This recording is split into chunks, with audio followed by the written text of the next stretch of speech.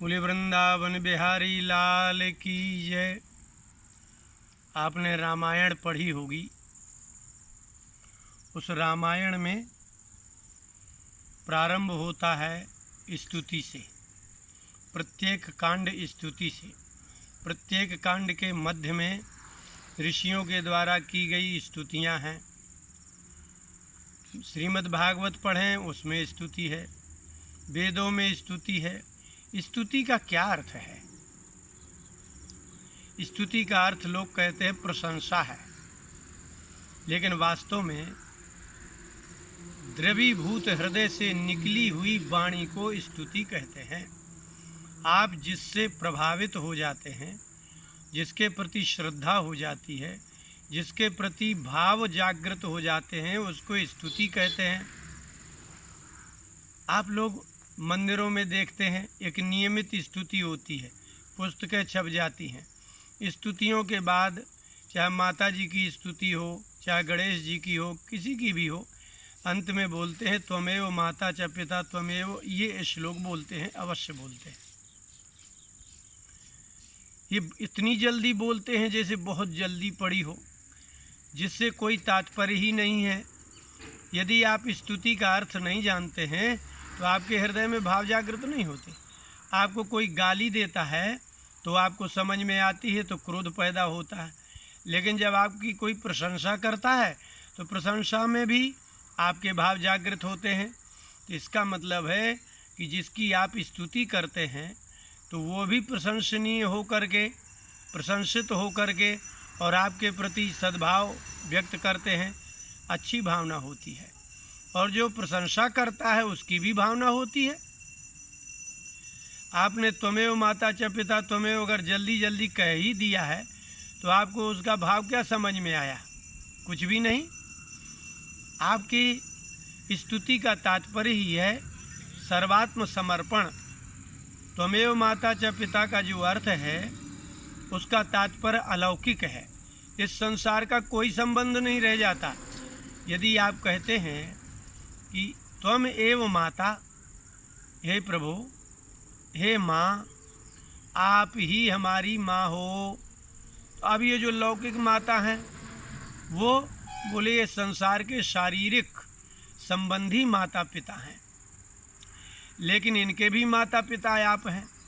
फिर त्वमेव पिता, पिता त्वमेव, आप ही हमारे जनक हैं, पिता हैं, उत्पन्न करता हैं। और त्वमेव बंधुश्च, और जो ये बंधुओं के रूप में भाई है, चाचा है, साला है, जीजा है, ये सब कन्या देने से जो संबंध बनता है उसको भी बंधु कहते हैं। और जो कन्या लेने से संबंध बनता है उनको भी बंधु कहते हैं। अर्थात बधनातीति बंधु, जो अपने मोह जाल में बांध लेता है उसको बंधु कहते हैं। इसलिए आप उनके संकोच में यावत जीवन कुछ ना कुछ ऐसा करते रहते हैं जो आप नहीं करना चाहते हैं। तो त्वमेव बंधु, आप प्रार्थना करते हैं कि हे भगवान आप ही बंधु हैं।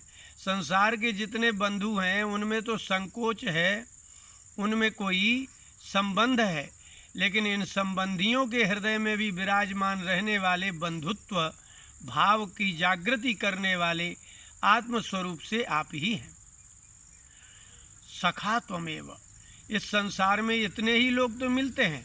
माता पिता मिलेंगे और बंधु संबंधी मिलेंगे, और आपकी जैसे जैसे आयु वृद्धि होती जाएगी तो आयु के अनुसार बाल सखा मिलेंगे, युवा सखा मिलेंगे, और प्रौढ़ सखा मिलेंगे, और उतरती उम्र के वृद्धावस्था के सखा मिलेंगे, जो समय समय पर आपको कुमार्ग में जाते हुए रोकते हैं। यदि आपके सच्चे मित्र होंगे तो वो रोकेंगे कि यार तुम्हें ऐसा नहीं करना चाहिए, भैया तुम्हें ऐसा नहीं करना चाहिए।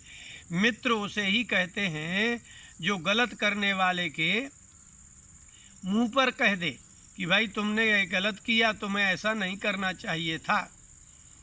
प्रिय हितम चयत तत्सखा, जो प्रिय और हितकारी बात करता हो और कभी कभी ऐसी भी बात कर दे जो कठोर भी हो तब भी कह दे, वही सखा है।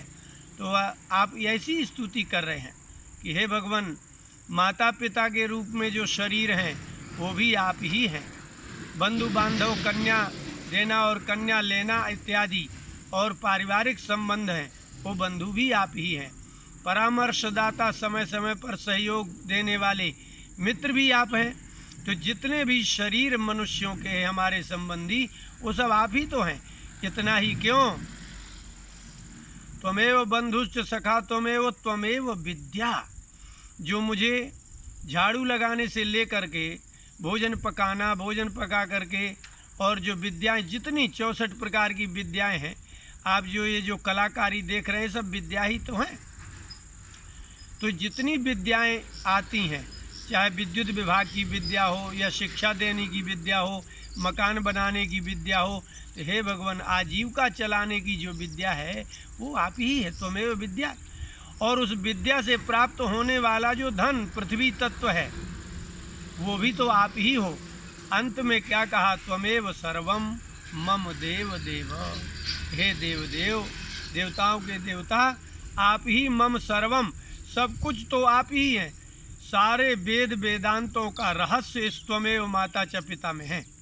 एक दृष्टि यदि सीय राम में सब जग जानी तुलसीदास जी का है कि एक ही दृष्टि है, सप्त सर्वत्र सब रूपों में आप ही विराजमान है।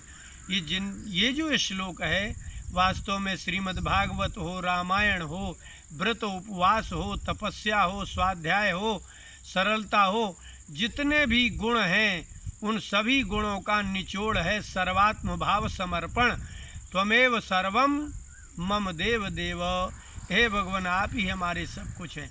इसलिए जिन स्तुतियों को आप मंदिरों में करते हैं, अपने घर में करते हैं, यदि आपको संस्कृत नहीं आती है तो आप हिंदी में करते हैं, उसका भी अर्थ नहीं आता है, तो आपके गुरुजनों से पूछिए कि भगवान इतना जितना हम करते हैं उनका अर्थ तो बस सिखा दें।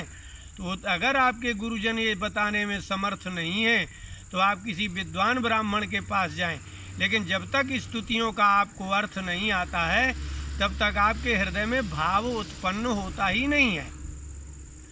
और क्या कहें, 10वें स्कंद में कहा है, भावो ही भव कारणम, संसार की जन्म लेने का कारण ही भाव ही है।